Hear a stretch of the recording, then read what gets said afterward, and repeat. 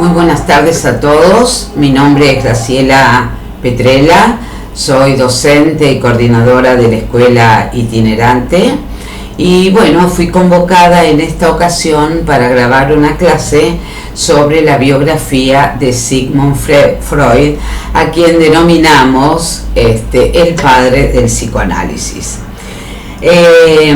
La primera pregunta que surge, ¿no?, es ¿por qué clases de psicoanálisis en una escuela de psicología social? Digamos que es lo primero que se pueden preguntar como alumnos. Y yo les diré que hay razones más que fundamentales. Una de ellas es que Piaget se nutrió de los aportes de distintas ciencias, distintos pensamientos, desde una epistemología convergente para formular su esquema conceptual, referencial y operativo, o sea, su ECRO. Él se nutrió de la historia, de la filosofía, de la antropología, de la semiología, de la sociología, del psicoanálisis y de otras ciencias más. Entonces, la corriente psicoanalítica, por supuesto, no podía quedar por fuera de este conjunto de ciencias que conforma la psicología social. La mayor parte de los conceptos referidos a la estructura y funcionamiento del aparato mental fueron el punto de partida de Enrique Pichon-Rivière. Yo les recuerdo que Enrique Pichon-Rivière fue psicoanalista y psiquiatra, trabajó intensamente durante muchos años en distintos lugares, dedicándose a este tipo de enfermedades mentales. Y después hizo el gran pasaje que es del psicoanálisis a la psicología social.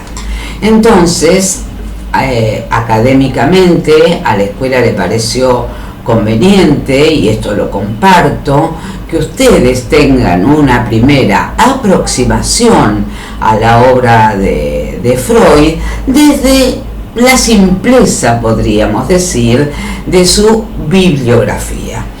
Por supuesto que lo que voy a decir hoy no es todo lo que se escribió sobre Freud. Voy a tomar algo de ello para que ponerlos a ustedes en posición, digamos.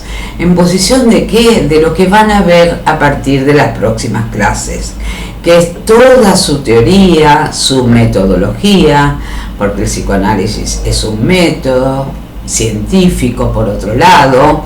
Entonces, esta forma de posicionarse frente a alguien que a lo mejor no conocen, a lo mejor sí, eso no lo sé, pero de todas maneras tener datos para contextualizar su obra me parece más que importante.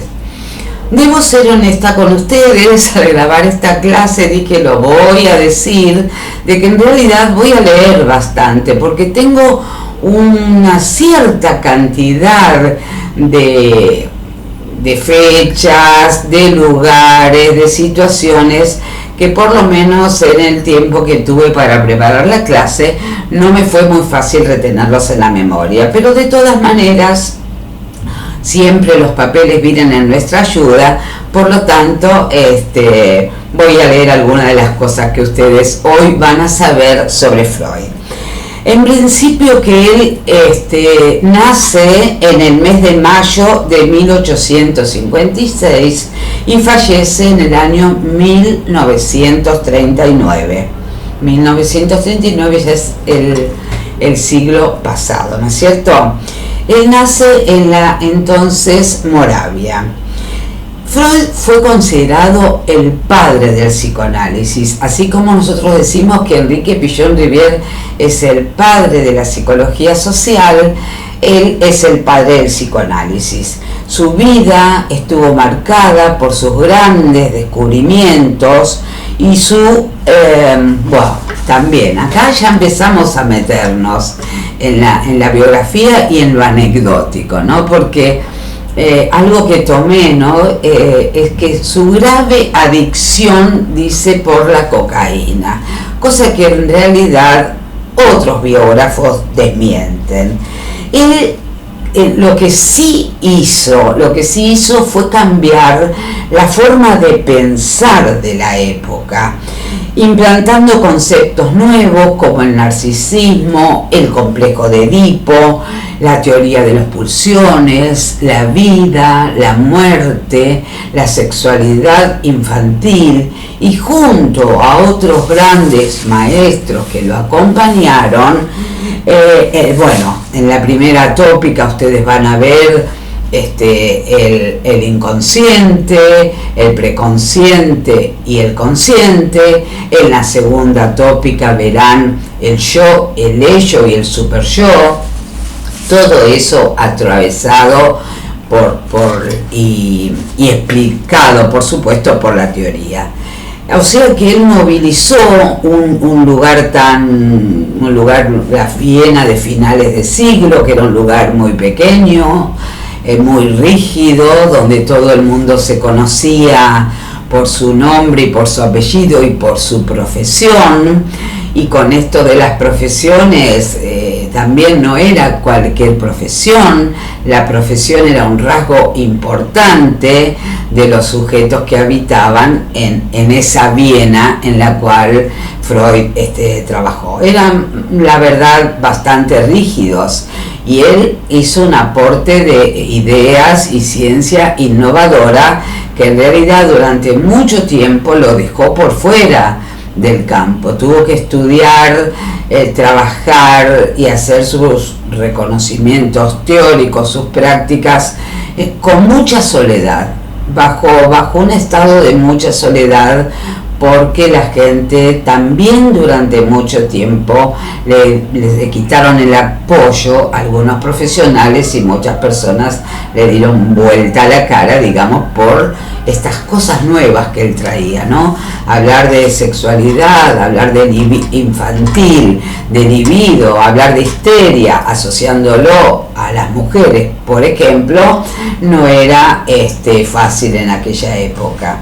Entonces, de muy joven Freud se apasionó, se interesó por las perturbaciones mentales. Él era médico, neurólogo, atendió a niños siendo neurólogos. Después, a medida que vayamos conversando, le diré algo sobre los niños y el no tratamiento desde el psicoanálisis por parte de él, pero sí como neurólogo. Él empezó a investigar sobre perturbaciones que no se podían explicar en aquella época, que eran las conversiones histéricas severas, parálisis de los miembros inferiores, gente que llegaba a su consultorio con dificultades en el habla, síntomas fóbicos, como por ejemplo miedo a salir a la calle solo, miedo de quedarse encerrado. Tuvo una paciente que durante un tiempo bastante largo no podía consumir líquidos, solamente comía frutas frescas para hidratarse, porque tenía una fobia como muy importante. Fue tratada por él, después lo vamos a desarrollar. En 1880 Sigmund Freud se une a un médico vienés llamado Joseph Breuer, quien era psiquiatra de mucho renombre, profesor universitario y muy reconocido. En 1886 Freud va con una beca a estudiar a París, juntamente con un colega suyo llamado Charcot, médico francés que atendía en un hospital de la Salpêtrière. Este era un hospital psiquiátrico muy reconocido de París. Charcot trabajaba con hipnosis, era un especialista en el tema de la histeria. Cuando Freud regresa a Viena, da una serie de conferencias relacionados con los síntomas histéricos Y él dice llanamente que todos sus descubrimientos lo llevaron a que dichos síntomas tenían un origen sexual.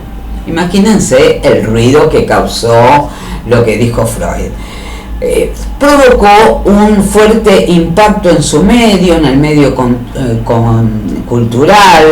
Vuelvo a repetirles, los vieneses eran muy puritanos, y por supuesto esta definición de él no fue muy bien recibida, y comenzaron a cerrarle varias puertas.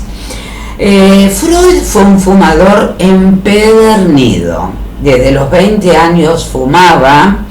Él creía que con un cigarrillo en la boca manejaba mejor su capacidad de concentración. Estos son dichos de él, ¿no es cierto?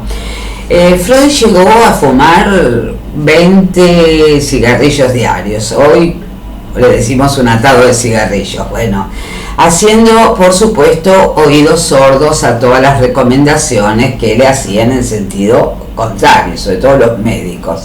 Imagínense que él se manejaba en el ambiente de la salud, ¿no es cierto? Esta adicción acabó traduciéndose en un cáncer de boca, por el cual estuvo en tratamiento muchos años, padeció horrores. Tuvieron que quitarle parte de la mandíbula y le colocaron una prótesis de hierro. Piensen que estamos hablando de hace muchísimos años. Le tuvieron que hacer 30 y pico de cirugías, y aún así dice la biografía que no se dio por vencido, y Freud continuó fumando hasta que murió en el año 1939. Como tenía serias dificultades para hablar con motivo de esa prótesis, a la que él la denominaba el monstruo, él era un eximio orador, un excelente orador. Daba todas sus conferencias y era muy aplaudido, muy bien recibido, más allá de que sus conceptos por ahí causaban resistencia. Pero quien tomó, digamos, la posta en esta cuestión de transmitir la teoría freudiana en momentos en que él prácticamente ya no podía hablar, fue su hija Anna Freud. Entonces fue de gran sufrimiento los últimos años de Freud. Él se puso de acuerdo con un médico amigo. Eran tan grandes los dolores. Ella era un hombre de 80 y piquitos de años, creo que 82. Eran tan grandes los dolores que sentía, que él acordó con su hija, en quien él confiaba muchísimo, y si bien teóricamente diferían, fue su heredera, ¿no? Desde la teoría, de lo conceptual, quedaron en que lo iban a inducir a una muerte como un poco más digna, sin tanto dolor, y así se hizo con Sigmund Freud, ¿no es cierto? Bueno, también Freud se dedica al psicoanálisis, y en los últimos años, Anna Freud estoy hablando, y en los últimos años de su padre fue su secretaria, enfermera y asistente también. Él era, vuelvo a repetirles, un hombre muy culto, dominaba a la perfección varios idiomas, hizo en su juventud traducciones de obras muy importantes. Era un admirador del Quijote de la Mancha, de esa obra. Hizo muchas traducciones al inglés, al francés, sabía castellano bastante bien, había aprendido griego y latín, pero eso era bastante común en su época.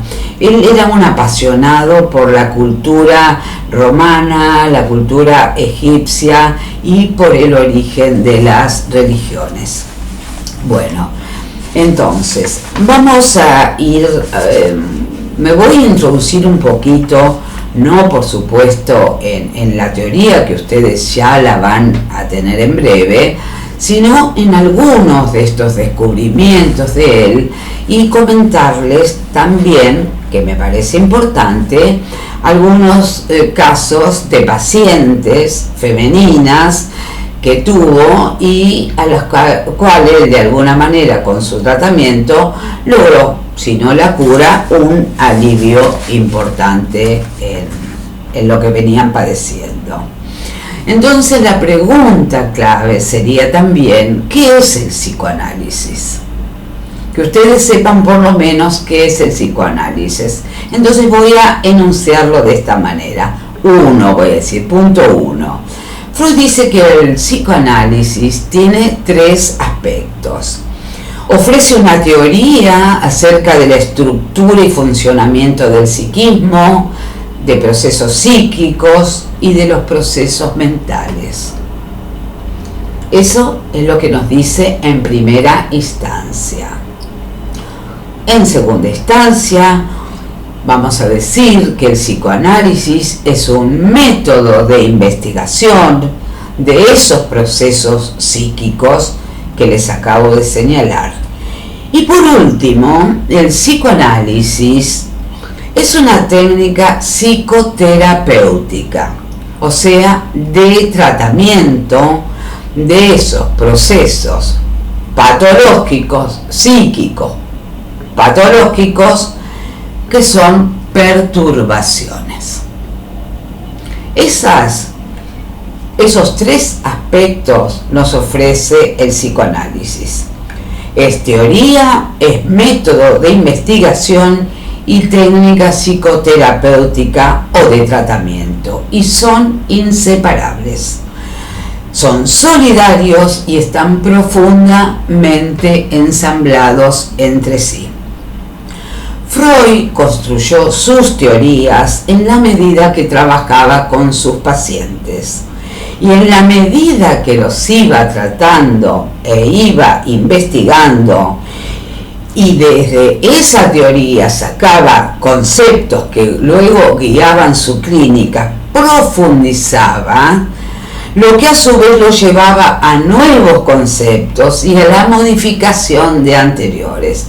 Por eso es tan extraordinaria su obra. Él no tenía ningún problema en rectificar alguna teoría que había surgido en base a un análisis en la clínica y reformularla.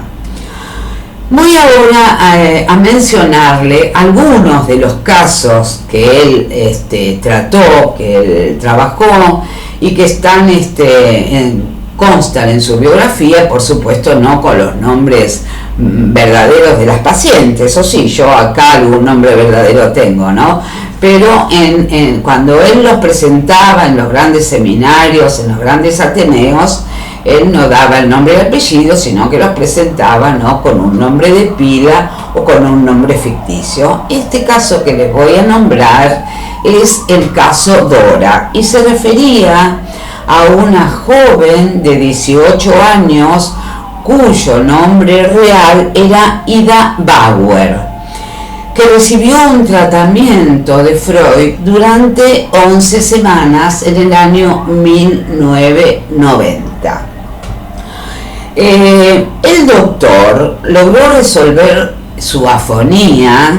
Ya saben que la afonía es la falta de voz, y la tos que esta paciente tenía, entre otros síntomas, que los padecía como resultado, esto ya lo decía él, de un caso de histeria.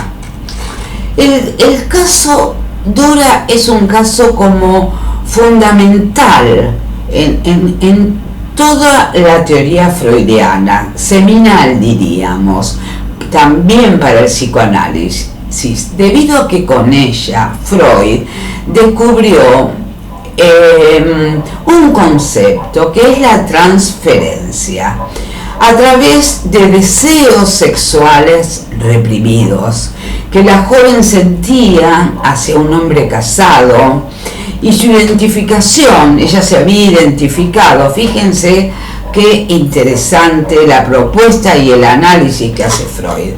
Era un matrimonio, si mal no recuerdo, Kennedy de apellido, que estaban muy cercanos a su familia, a la familia de esta joven, ¿no es cierto? Y ella se enamora o le gusta mucho este hombre, y entonces, como un modo inconsciente de acercamiento, o que él la mire, la identifique, la reconozca, ella empieza como a copiar, se denomina en realidad identificación, un rasgo que tenía la mujer de este señor, que era la tos. Esta mujer tosía y esta joven que se termina enfermando también comienza a toser. Acá, cuando hablamos de identificación, esto ya no es biográfico, esto ya es teoría. Debemos pensarlo desde un mecanismo inconsciente. Dora, al identificarse con la esposa del hombre que a ella le gustaba, comienza a tener la misma tos y carraspeo que la misma tenía. Miren qué mecanismo, ¿no?, de los humanos que lo descubre él, lo descubre Freud. A esta identificación se la reconoce como identificación al rasgo. ¿Por qué?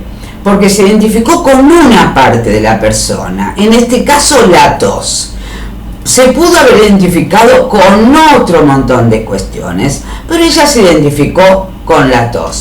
Si se hubiera identificado con toda la persona, se le denomina identificación al ser.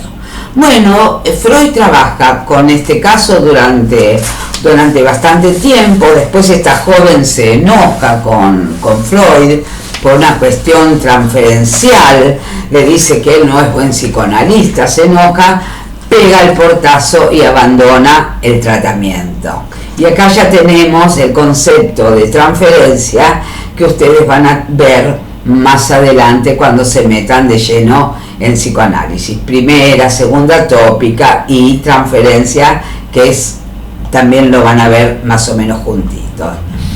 El caso de Ana O es un caso de histeria severa que no permitía a la joven Berta Pappenheim, era su apellido, mejor dicho, el nombre era Berta, el apellido Pappenheim era su nombre real, le impedía mover sus extremidades del lado derecho de su cuerpo. Sufría también ella una tos severa y tenía perturbaciones en el habla, la vista y el oído, así como alucinaciones y pérdida del sentido. Acá Freud trabaja en conjunto con Joseph Breuer, este especialista que le dije. Breuer fue el que inició el tratamiento de Berta. Freud construyó el estudio del caso clínico que consolidó la técnica de la asociación libre. Ahora vamos a ir viendo qué es la asociación libre. Entonces, Berta padecía parálisis en el brazo derecho, movimientos oculares involuntarios, incluyendo problemas de visión, tuvo un estrabismo en el año 1881, un estrabismo, hidrofobia, fíjense ustedes. Acá incluye una aversión muy profunda a tomar líquidos, por eso hidrofobia, pero también a la ingesta de algunos alimentos. Tenía letargo, por momentos a la tarde se recostaba y se quedaba dormida, tenía dificultades con el lenguaje. Eran síntomas que no tuvo ninguna duda Freud en considerarlos síntomas histéricos.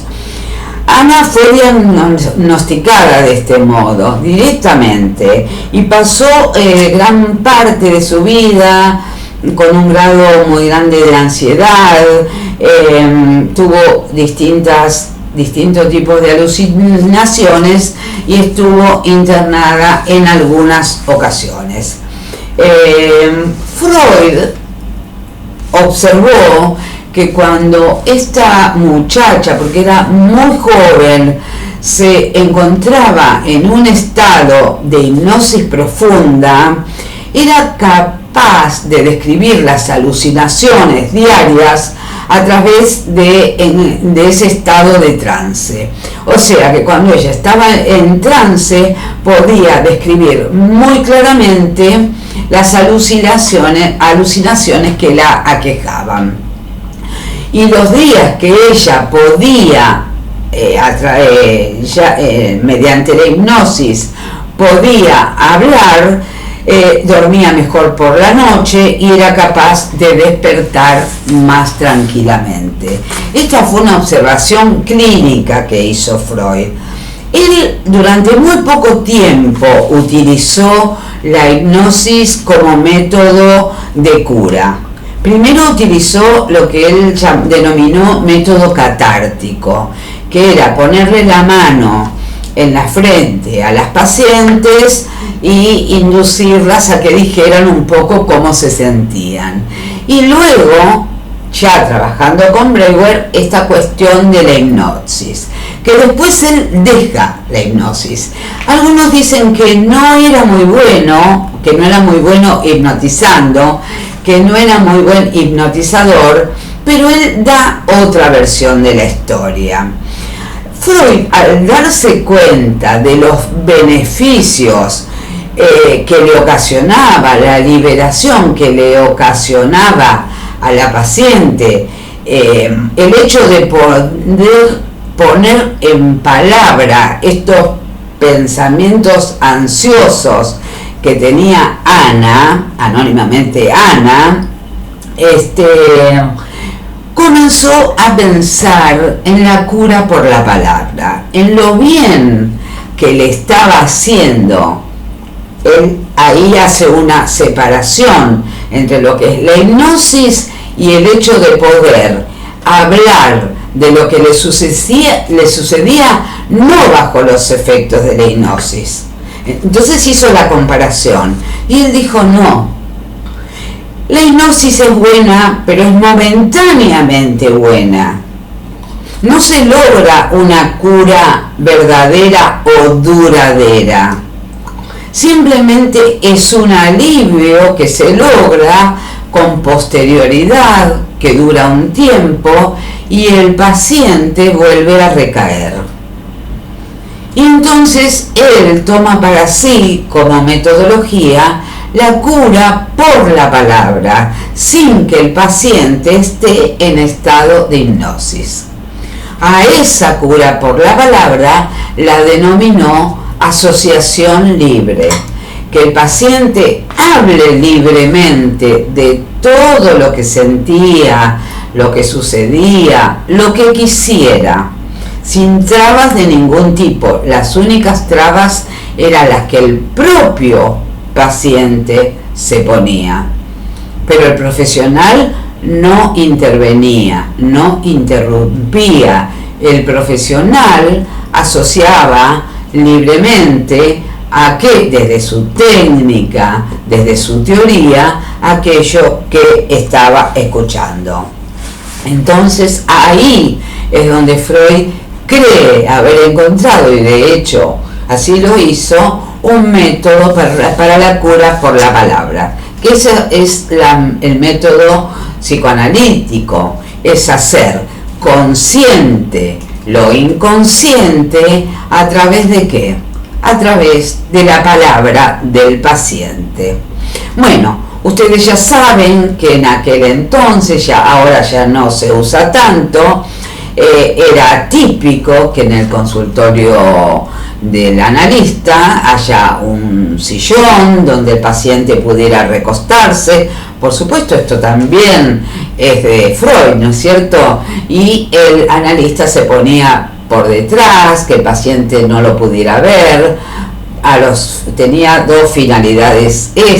Una es el concepto de fantasía, ¿no? Que ustedes van a ver, de que el paciente, al no ver cara a cara al analista, puesto que estaba por detrás de él, fantaseara, y el hecho de fantasear, según la teoría de Freud, los hacía hablar más, ¿no es cierto? Entonces el paciente hablaba y él interpretaba.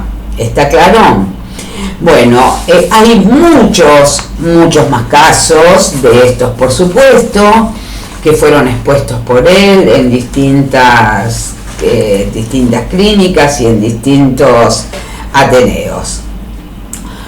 Freud también nos va a hablar de la sexualidad infantil, cosa que también, no hace falta que lo diga, ya había pasado con los adultos, y este reconocimiento de que la historia tenía que ver con aquellos deseos sexuales reprimidos. Él, como si esto fuera poco, nos va a hablar de una sexualidad infantil, de una sexualidad incipiente. Él ofrece una versión bastante organicista de la sexualidad infantil, centrada en el estudio de fenómenos corporales y de manifestaciones visibles.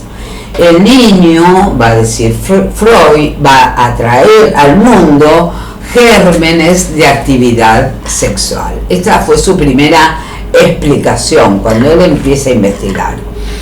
Pero la sexualidad infantil no se manifiesta al igual que la sexualidad adulta, por supuesto. No lo permitirían ni el estado físico del niño ni su estado psicológico. Su estructura psíquica es inmadura. Al contrario, las emociones y los deseos sexuales infantiles asumen para Freud varias formas. Así todo no deja de horrorizar al círculo que lo rodeaba, por supuesto. Y dentro de todas esas formas, no todas son eróticas, nos va a decir Freud. La succión del pulgar es una obtención del placer por parte del bebé. Lo liga también a la absorción de alimentos, al chupeteo, la retención de las heces también, la rivalidad entre hermanos, incluye la masturbación en esto. Añade que cualquier parte del cuerpo puede ser susceptible de proporcionar una satisfacción sexual. Por eso es que no deja por fuera la sexualidad infantil. Él va a hablar de que la excitación sexual del niño proviene de muy distintas fuentes a las que denomina zonas erógenas. Algunas de ellas están predestinadas biológicamente. Quiere decir con esto que son aquellas con las que todos y cada uno de nosotros llegamos al mundo. Pero algunas variarán al momento del desarrollo. De hecho, los niños no nacen totalmente asexuados, pero sí el adulto, con sus cariños, con sus demostraciones de afecto, contribuimos a la formación de esas zonas erógenas. Estas zonas, ubicadas en distintas partes del cuerpo, que en el curso del desarrollo se convierten en zonas, dice Freud, de gratificación sexual. Cada una perseguirá un placer concreto, al que él denomina placer del órgano o de órgano. El instinto sexual pasará por distintas fases, ustedes lo van a ver. la fase oral, la fase anal, la fase fálica no la va a introducir en un comienzo, sino que la introduce varios años después, en un artículo que, si quieren, lo pueden buscar, se llama La Organización Genital Infantil. Es un artículo de Freud de 1923 y es considerado como para ser adicionado, digamos, sumado a la teoría sexual de Freud, que está planteada en 3 ensayos. En la infancia, la pulsión sexual, va a decir Freud, no está unificada, se origina apoyada en algunas de las funciones fisiológicas de más importancia vital. Inicialmente, el niño, por supuesto, no reconoce ningún objeto sexual, es autoerótica, el niño se autosatisface y su fin sexual se halla bajo el dominio de estas zonas erógenas que están determinadas, que son varias, que ya las van a ir viendo ustedes, y que justamente están bajo su dominio. Tocando, provocando esas zonas, aparece la excitación sexual, que es autoerótica, recuérdenlo. Bueno, digamos que en qué se basa más o menos la teoría de Freud, ya lo estamos cerrando. Según Freud, el mundo sufrió 3 grandes heridas narcisistas. Él dice que el ser humano ha recibido a lo largo de la historia 3 heridas narcisistas, grandes, dirá él, grandes heridas narcisistas. La primera la enuncia de esta manera: se le infligió a la humanidad, en realidad, Galileo, cuando dijo que la Tierra no era el centro del universo, ni siquiera el centro del sistema solar, sino que era simplemente un planeta que giraba alrededor de una estrella. Herida narcisística. Bueno, el complejo de Narciso también es una teoría de Freud, ¿no? El narcisismo, él habla del narcisismo.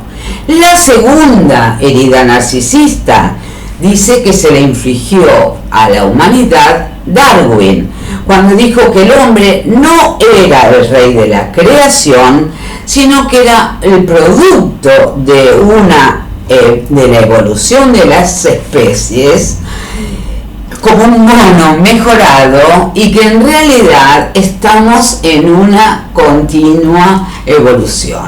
O sea que somos seres inacabados, todavía estamos evolucionando. Y la tercera herida narcisística la inflige el psicoanálisis, el señor Sigmund Freud, cuando dice que el hombre no es dueño de sus actos y de su mente, sino que es dueño a lo sumo de una parte. ¿Por qué? Porque él dice que en realidad es mucho más lo que no sabemos de nosotros que lo que sí sabemos, que es mucho más aquello que guardamos en nuestro inconsciente que aquello que tenemos en la conciencia y a lo cual podemos acceder cuando queremos. Él dice que no. Entonces, él también nos va a hablar, y esto es maravilloso, gente, de los sueños. Él dice que los sueños eran para el analista, son para el analista, la vía regia al inconsciente, ¿Qué nos quiere decir con que un sueño es la vía regia al inconsciente? Bueno, quiere decir que cuando el sujeto sueña, que soñamos siempre, va a decir, lo que pasa es que muchas veces la mayoría de las veces, a los sueños no los recordamos, o si los recordamos, lo hacemos en forma deformada. No es el sueño exactamente como lo hemos soñado. Entonces él va a decir que si el paciente le cuenta al analista lo que soñó, el analista, interpretando ese sueño, todo eso raro que le está contando el paciente que soñó, puede hacer una interpretación de algo que le está pasando a ese sujeto, de algo que tiene el inconsciente y pugna por aparecer. Por eso dice que es una vía regia al inconsciente. Algo así como: contame un sueño, contame lo que soñaste y yo te digo lo que te pasa. Bueno, no es que sea tan fácil, pero están instrumentados para así más o menos saber lo que nos pasa. Los griegos, por ejemplo, suponían que en los sueños aparecían las almas de ellos o de los muertos. Más adelante en la historia se suponía que los sueños eran premonitorios. Entonces yo sueño algo que va a pasar y eso pasa. O sea que mediante el sueño estaban anticipando el futuro. Había una intuición como popular de que los sueños tenían un sentido, aun cuando no nos podíamos dar bien cuenta cuál era ese sentido. Bueno, por supuesto que Freud nada de esto lo toma, por supuesto, no habla de sueños premonitorios, sino que va a decir que siempre soñamos y que lo que soñamos es siempre, en todos los casos, la intención de realizar un deseo. ¿Un deseo inconsciente? Sí, un deseo inconsciente, un resabio del pasado y en última instancia de un deseo, ¿no?, sexual reprimido. Freud dice que los sueños tienen que tener un sentido, él les da un sentido, y que tenían que tener una causa o muchas causas, variadas causas, dice exactamente. Dice que todos los sueños no son confusos ni raros, algunos son más claros y transparentes. Uno a veces tiene sed cuando está durmiendo y efectivamente tiene sed y se levanta a tomar un vaso de agua, pero Freud no toma este tipo de sueños, no toma las premoniciones del futuro, sino más bien toma a los sueños como un resabio del pasado. ¿De qué pasado? De mi pasado. En este caso me pongo como ejemplo. Los niños, hace el paralelismo con los niños. Los niños son muy puros para soñar, son muy claros. Ellos toma un ejemplo de un niño que le habían prohibido comer unas cerezas que estaban en una cesta, algo así. Y ese niño a la noche soñó que comía cerezas. Es el cumplimiento, soñó el cumplimiento de un sueño, ¿no es cierto?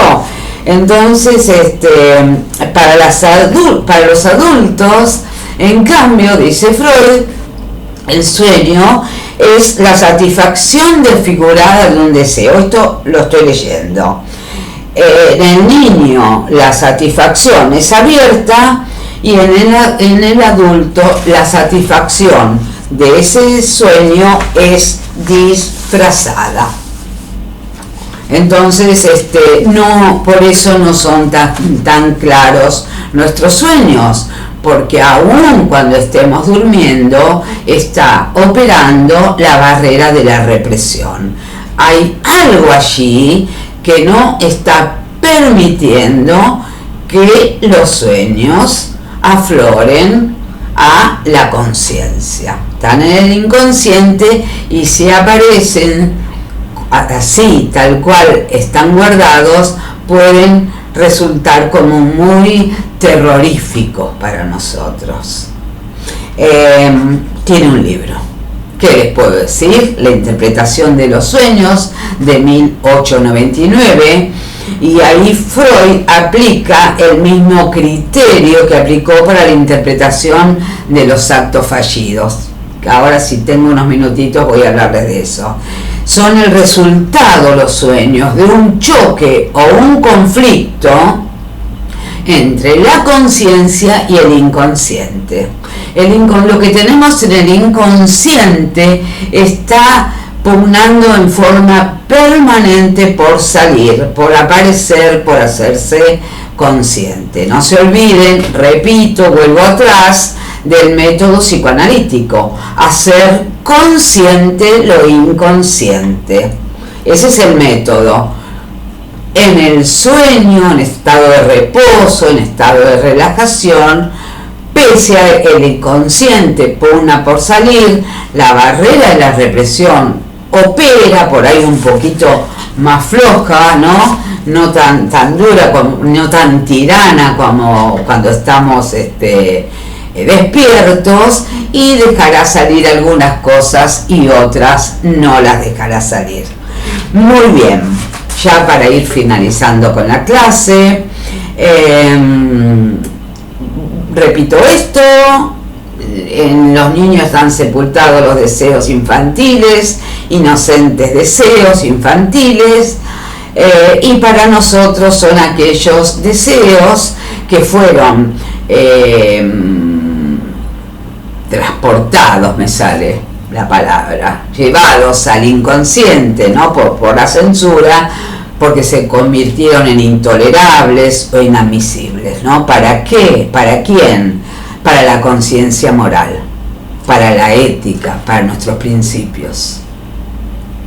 Todo eso que se convierte en inadmisible y en intolerable está.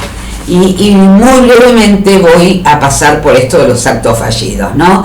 Él dice que los actos fallidos, los olvidos, el olvido de los nombres propios, también tiene un excelente artículo referido al olvido de los nombres propios, el olvido de las llaves en la casa de alguien, el olvido de una clase teórica, todo eso tiene una razón de ser, ¿sí? Más allá de que podemos tener olvidos producto de un momento de estrés, por cansancio, lo que sea, él en realidad asocia estos actos fallidos a transacciones, va a decir, del inconsciente que pugnan por aparecer.